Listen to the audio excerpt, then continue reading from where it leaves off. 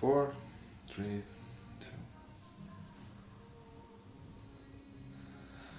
Hello, LiveDinner TV viewers. I'm your host Audrus, here with you with the TV show, with the show Gentlemen with Boots. My guest here is my clubmate from Vilnius Rugby Academy, Erick. Good evening. And Erick is from Brazil, and he's already here in Lithuania for around a month, yeah? Yes, will be a month next week. So, okay. Erick is our coach, and he's our player as well. So we're going to talk about his story. It's pretty interesting, as you can see. Takes a bit of time to come from Brazil to Lithuania. We'll figure out how he got here, why he got here, and how's it feeling here. So right, let's start with you a bit. So can you tell the viewers a bit about yourself? How did you come to rugby? What happened? Why not football? Well, in Brazil everyone plays football all the time. There is no option. If you are a boy in Brazil, you have to play football. Otherwise, you don't have friends. You don't do anything. You just watch the other boys playing football. After you are 18 and you leave school, then you have an option to not play football. But until that, you have to play. So if you don't like, we just tell you to be a goalkeeper. Okay, that's why you don't have many good goalkeepers, maybe. No, the worst players is when they go to goal. Okay. We want to score goals because of all the players. The biggest players we have, they are strikers, midfielders. It's never a goalkeeper. We leave this for Germans. True. Makes sense. But so as every single sports people in Brazil, we get to other sports after failing football. Yeah. So I started rugby in this way as well, but completely by luck. I was coming back from a football match in my university, and then had some guys playing touch rugby, and I just stopped it for 5 minutes to watch. And then one of the guys came, "Oh, we need a player, come." But man, I never played this. And then, no, don't worry, come, we teach you the rules. And then the first day I was offside the whole match. Of course. Offside the whole match. Because of football, we pass and go forward. Yeah. So the first match, horrible. But then I was going. And then we could form a sevens team in my university, and then we started to play some university championships. And then one guy who born in the city that I was studying, he came home, and then he saw us playing rugby in the university, and he was playing for a rugby 15 team in a city that was 200 kilometers from the city I was studying. And then he invited me and another player to play for his team in the regional championship, the rugby 15. And then this was how it started. That was just completely by luck. So how did you train 200 kilos apart? So we kept training rugby sevens during the week. Yeah. And then we would go 1 weekend before the match. We would go to their city, and we would go just to the street, to the road, and then we just on the finger. Hitchhike, yeah. Yeah, just hitchhiking, and then like the training sessions, they used to be like 10, 11, and then like 6 in the morning. So we go to the road and we start, and to the matches was the same. But yeah, so 1 week before the match we would go to make a training, and then in the match we go. And so for me, from that guy, for us the match was always away, because when I was at home it was 200 kilometers. When I was away, it was just a huge trouble. Wow. And you travel by bus mostly? The majority of the times was hitchhiking. Hitchhiking, yeah. If not, we would have some groups in my university that people who they're driving from one point to another point, and then we shared just the gas and the petrol, and then we would go for a So like, you went to the place where the match is played. If, for example, it's played away. Yes. Not to that town 200 kilos away from you, and then go with the team. No. Not. You will go separately. We would go separately, because it was too far for us. Yeah. And sometimes would be, usually it would be too far. Well, sometimes it makes no sense. True. Yeah, so we would try to find someone. The bus was always too expensive for us. Yeah. And it's and Brazil is huge, so every single travel is just too much. Yeah. Like 6, 7, 8 hours that we crossed the whole Lithuania and Latvia. In 6 hours, probably. So you were like 23 back then? When I started was 21, 21. 21, and Yes. after a year you started playing 15s? Or? It was kind of maybe 1 year after. Yeah, alright. Yes, 1 year. Alright. And what happened then? You played there? Yes, so I got an exchange program to go to Hungary. Yeah. And then I moved to Hungary, and a former teammate, when I told my team, I said, "Oh, look guys, I'm not playing for you anymore, I'm moving to Hungary." Then one of my teammates, he started to go to Googling, and he found a team in Budapest. And then he said, "Mate, you're not going to stop playing rugby, go there." And he gave me the email. Everything. Yeah, of the guy, after the team, and then I wrote an email. And then the coach just wrote, "Okay, come for the test and do some training sessions and see how you go." Then I trained with them for 6 months in the B team, and then after 6 months they promoted me to the A team, which played the first division in Hungary. Right. And how was it like there? Like, was the rugby itself should be way different, you know? Yes, it's tougher than Brazil. Really? Yes, but it's strength itself. So the tackle, the rucks, the scrum is everything more powerful than well, Hungarians are pretty big guys, as far as I remember, with the national team. Yes, Yeah. yes, they are big, and technically it's better because there is a lot of foreigners there. Yeah. Then there's a lot of French people, the British. In my team, for example, was half Hungarians and half foreigners, and among the foreigners, the biggest group were French. And there is even some foreigners who play for the national team. Yeah. There is he used to be the captain of my team at that time, a South African guy. He still plays for the national team. He married a Hungarian woman, so he played. There's more teammates who played, French guys, Australian guys who played for the national team there. So guys, there's a lot of foreigners, so guys who come from a traditional country, they improve the technical level of the game there, and the Hungarians itself, they're strong. So it's, sure. I think it's very like important for small country national rugby, you know, to have foreigners, especially the ones from rugby countries like South Africa or France. Yes. It's pretty much the same like we have in Lithuania. We have South African guys, coaches coming here. Our national team coach is South African. We in our academy have a South African coach too, because we have sort of an exchange program, you know. Our students go to South Africa to schools, you know, and play in school level rugby there. And some of them grew up to decent players. Some of them start playing professionally, you know. It really changes a lot. I mean, you cannot learn much, you know, when you're in your own box. You need to get experience from the better people. And so, how long were you in Hungary? I was for 20 months. Yes, Alright. almost 2 years there. Yeah. And then went back to Brazil for a year, and then moved to England. Okay. And in England, I played in some lower divisions in Surrey, South London. Stayed in England for 2 years and a half. Alright. And again, it was another jump about rugby, way faster than Hungary.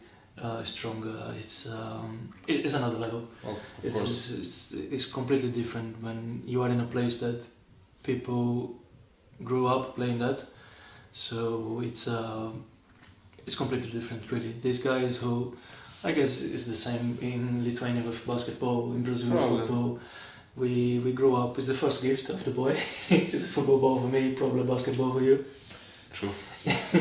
So when we grew up doing this, and everyone is doing this around you, so it's different. It's another level.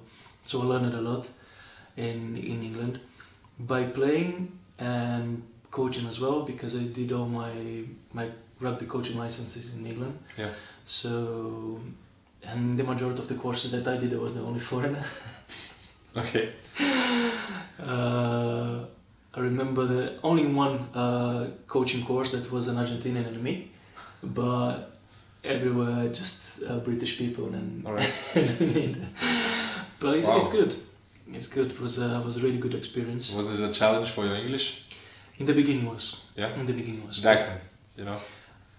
Everything, because I learned English in Hungary, And All right. You came to Hungary without knowing English? No English. Not at all. Only Portuguese. All right. I got in Hungary with only Portuguese, and it's funny, but the first language I learned in Hungary was Spanish. Why? Because so I got in Hungary with no Hungarian and no English, and then I had the Argentinian teammate, and he saw that I was completely lost. I had no idea what was happening, what the coach was talking, and then he started to translate.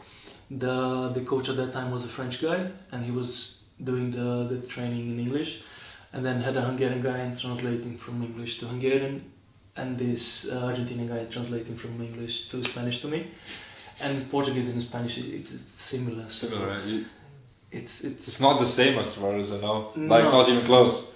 No, it is close. It is close. A Portuguese speaker would probably get 60-70% of what the Spanish speaker is talking, and a Spanish speaker would get 50% of what the Portuguese is. Not It's not the same. We understand more than understand us. But yeah, so I learned Spanish first. All right. And then English, and then Hungarian. But the English I learned in Hungary, even though I had some British teammates, and one of my teachers in Hungary was British as well. But it is different, because when you don't talk with native people, the speed that people talk is not that fast. Maybe there is less slangs. We try to speak more formally. Yeah, formally, the English from the book.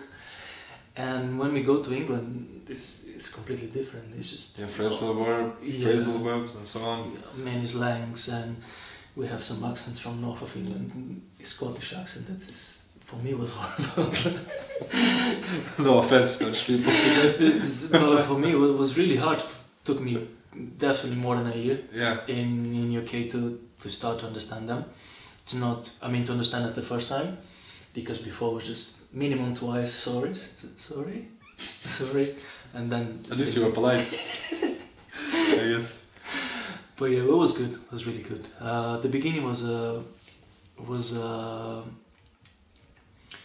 hard to do the coaching licenses with the English I had, but by the time it was good. I started to understand their English and learn from them. And they always get surprised when they see a Brazilian who plays rugby. True, many people do, I guess. But after all, Brazilian team is pretty decent as far as I know. It's getting better, that's true. Yeah. But the national team is getting better. The club level, really not. Why? Because we don't have many support from the Brazilian Federation. We are a huge country, so for us takes a lot of time. Yes. Takes a lot of time and money to travel. Yeah. So in the region championship that I used to play, we had 12 teams, and we would separate 6 teams on each group based on the location of the state. But this state in Brazil, it's probably the same size as Germany. Okay. Yes, it's in the southeast of Brazil, so it's a big state, and we would separate in 2 regions with the closest teams in one side, the closest teams in the other side, and so we would play 5 matches in the group stage, and then if we go further, if we reach the final, then would be 8 matches in a year. So it's not enough. It's not enough. But you play during the winter, yeah? We don't really have a winter, but... Well, the winter, let's say. It's... I think it's the first semester is... the first semester is the union season. Yeah. So we probably start in February, March. So it's the end of our summer until the winter, which is not really a winter. Well, it's the opposite, the South Hemisphere. It's not really winter. My winter is 30 degrees. It's 30 degrees here in Lithuania, but minus. With the minus there. Are you afraid of Lithuania winter? Well, I'm hearing a lot of. You're hearing a lot of comments, yeah. No, I think one of my first sentences to you were like, "Are you ready for the winter?" And you asked how long I'm staying in Lithuania. I said I don't know. I want to stay here as much as I can, And you tell me, okay, then it's winter. Don't worry, South African coach was okay. After a few months, he got adapted, but the first ones were a nightmare for him, as far as I remember. He was very, angry. He was easily irritated. But stay at home more, Anyway, how did you get to Lithuania then? Yes. So you got to Brazil, Hungary, England. And Lithuania. Brazil before that, yeah, not Lithuania. So I came last year here to visit, and I just loved the country. Why did you come here? Just for tourism? Yeah, just for tourism. Yes, I had a friend who is Lithuanian, and then he used to work with me in London. He moved back, and then he was saying a lot of things about Lithuania, and then he had enough of England, came back to Lithuania, and by the things he said, I just got interested to visit, and okay, why not? Yeah. And so last year I came. I really like it. I started to plan to how can I move to Lithuania and start to apply for jobs and start to learn the language step by step. Sure. You're improving. That's a compliment for you, man.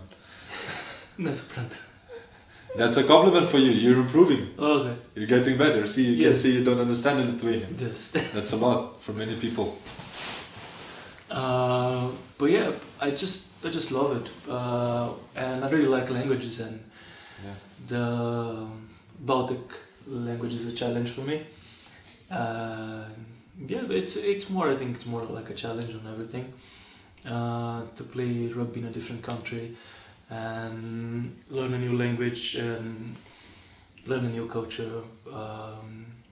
And there's a part of your history that I really like, how you had to fight a lot to preserve your culture, preserve your language, how other nations invaded your country, but you kept together culture, language, and managed to find independence after all of this.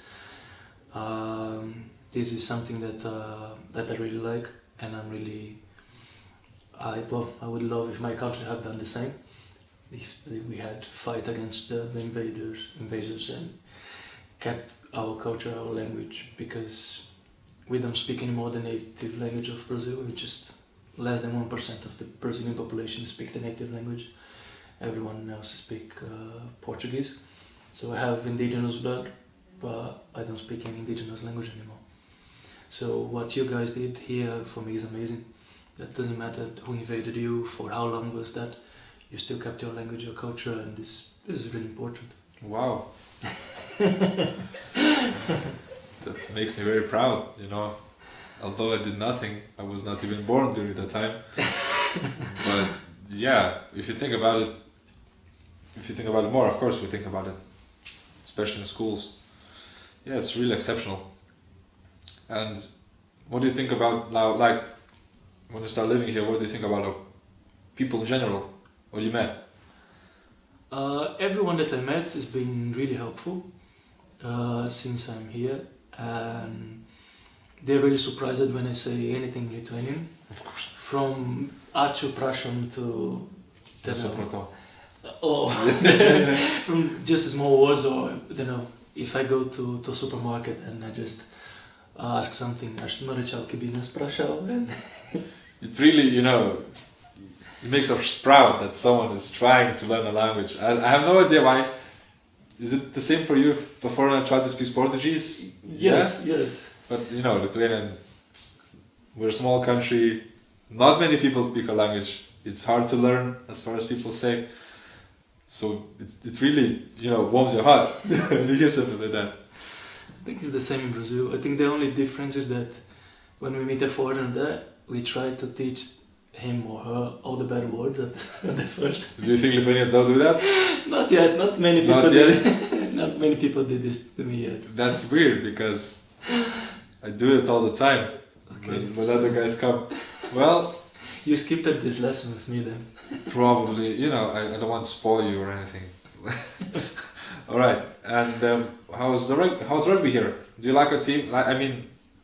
Of course you won't say you don't like our team. But how is it here? Like, our coaching, our guys. It's good. How are the children too? Yeah. Yes.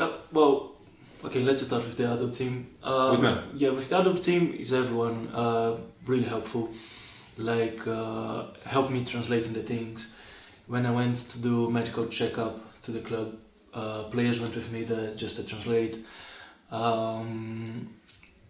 The head players helped me to find a room, and this being wonderful, really. I cannot express myself how grateful I am about this, because it's not easy to move by yourself to a country, and then Definitely, yeah. it's all the help that I'm getting is really amazing. I'm just looking forward to our first Third half? this as well. I would say our first 15 match, but Right. yes, Yeah, it's soon. this works. But yeah, I'm anxious to play my first match for the team. With the kids, I still need to improve my Lithuanian. You're coaching them Lithuanian? I'm speaking Lithu-English with them. Lithu-English, okay. So during the match, I can say the things in Lithuanian, like Geltona kamuolys, raudona kamuolys, nuošalė, priekis pasa. Yeah. So I can say the words. The keywords. Yeah, the keywords Yeah. for the match, things like this. But when I'm explaining something, it's mostly English. So I probably have 1/3 of the children that I coach that they understand English. So the majority of the time, it's when I'm explaining something more theoretical, one of my players, he translates to the kids, but it's not the same. I still believe that I must speak a good Lithuanian, so my message is reaching everyone, not only 1/3. True. Because I say something, but how the player translates it goes to something else. Of course. It's like that children's game that when you say something to you, Broken when you phone? say- We call it yes, broken phone, yeah. broken phone, yes. So usually after third or fourth person, it's something else. True. So yeah, I must improve my Lithuanian. So what I'm explaining is reaching. Don't all worry, my you're doing players. well. I mean, really amazed how you can, like, every time in the training you ask, like, what's that word? What does offload in Lithuanian? What's the try in Lithuanian or anything? I mean, it's pretty interesting that you want to learn here. Not many people, like, it's not easy for many people to want to try to learn a new language, because, you know, why would you need it? Everyone knows English. Most of the people know English anyway. Not the children, of course. Yes, Well, in a year or two they will know English. Pretty sure. true. But then, during our training sessions, how are the exercises? Are they like compared physically or technically with Hungary, with Brazil, anything? In Brazil, unfortunately, we are way behind from all the. Really? Yes, at least what I have seen, we are way behind from all the 3 countries that I played in Europe. We're still learning the sport. Well, you can score by kicking all the time. But that guy is from New Zealand. The number 10 who Okay. scores from everywhere, he's from New Zealand. And actually that's a problem for me with the Brazil. Okay, at the moment we have a good scrum, and we change players and we still have a good scrum, and I hope this become a tradition of our country that we have a good scrum. But at the moment we lack way of scoring. It's always the number 10 kicking. He's an amazing kicker, but what happens if he's injured? What happens when True. he retires? Because we are dependent on one player now, and I think we have to build a style of rugby, and maybe the scrum is the beginning. But off the ball we are better. The scrum is good.